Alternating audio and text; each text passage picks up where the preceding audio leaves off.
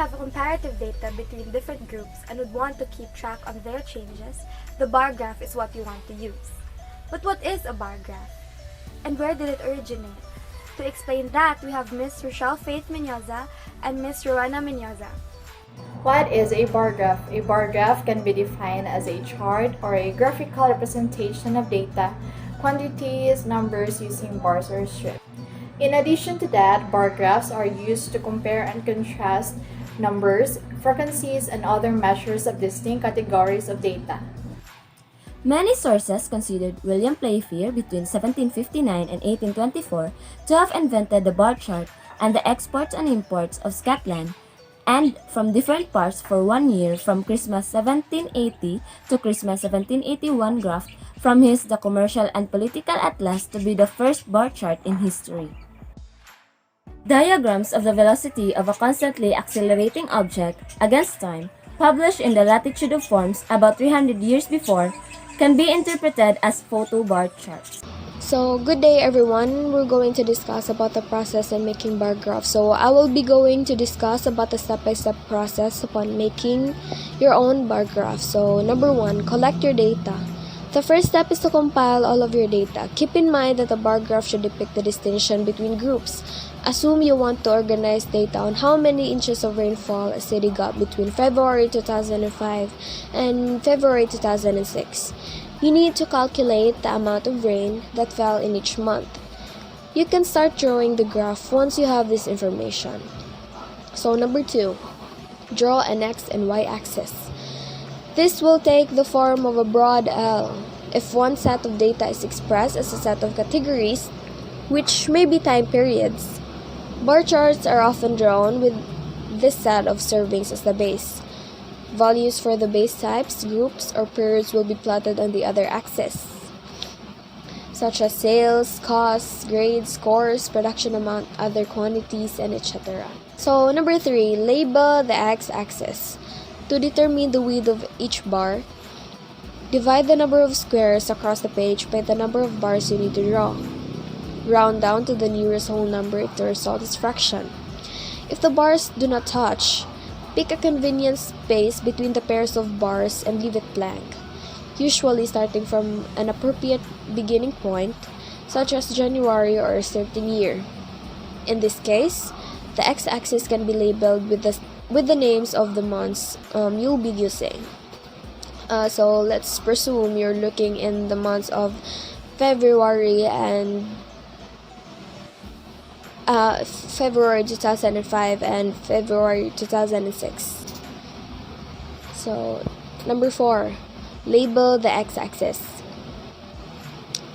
Divide the highest values of all bars by the numbers of squares left above the bottom axis to find what each square represents. If this is fraction, round up to the nearest whole number. Label the point where the axis meets as 0. Each square above 0 increased by the calculated amount until the value is equal to or greater than the largest vertical bar. If you're working with inches of rain and your range of rainfall falls from between 10 inches and 70 inches, then it will make sense to label the vertical axis in increments of 10, starting with 0, then 10, then 20, then 30, and so on. So number 5, draw your bars. Extend the base you have marked on the bottom axis to the horizontal line labeled with the value of that bar. If the value falls between 2 lines, approximate where the correct value would lie. Notice that the bars are normally separated as they are comparing the value of different but comparable events unless this is a distribution.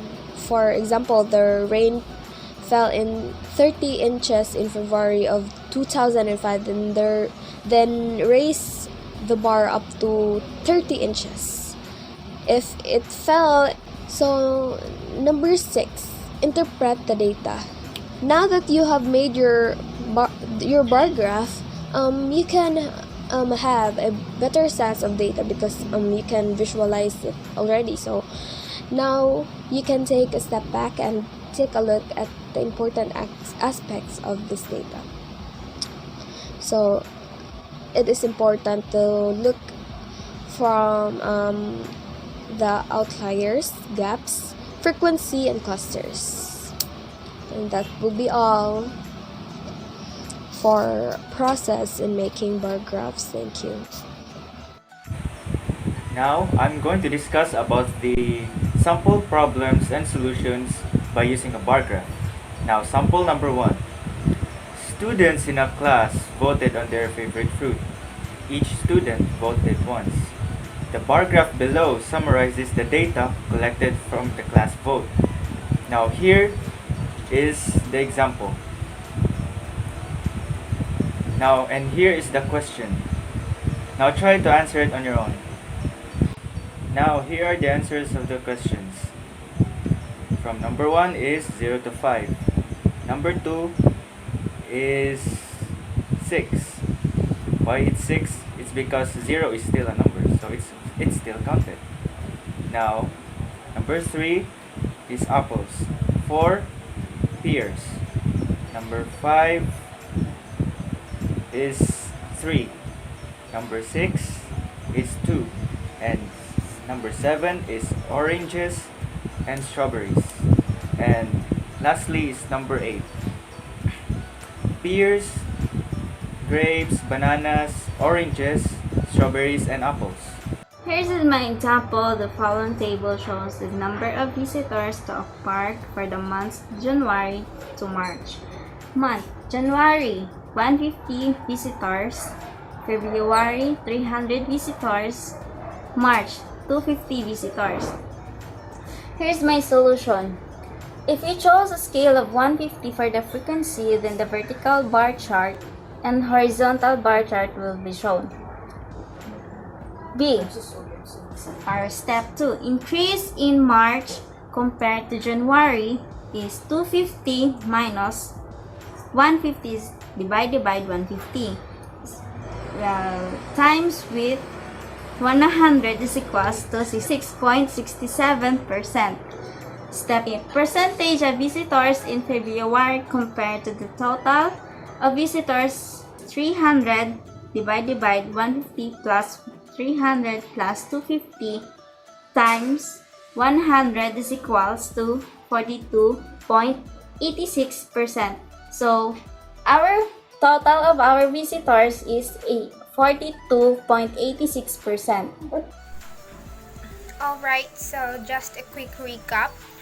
The bar graph, or also known as bar chart, it is a tool that is used for comparing group of data sets. And through this graph, we are able to determine the relationship of those data sets that have been given via comparing it either vertically or horizontally. And actually, it is one of the most commonly used statistic tools when it comes to comparison, since it is very easy to understand visually. And also it is being used especially in business sales statistics. So if you try to compare things about the sales, it is very efficient for showing some results. And also in economic surveys as well, if you have noticed.